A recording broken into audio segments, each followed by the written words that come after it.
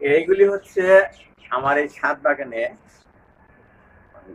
খঞ্জন জাতের 12 মাসি সরষে।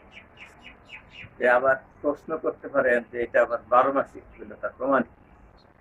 এটা কিন্তু আজকে নভেম্বর মাসের আজকে 8 তারিখ। 8 নভেম্বর মাসের 8 তারিখে যদি সাজনা গাছে ফুল ধরে, তাহলে তো বুঝতেই পারছেন যে এটা 12 মাস। এই যে ফুল ধরছে,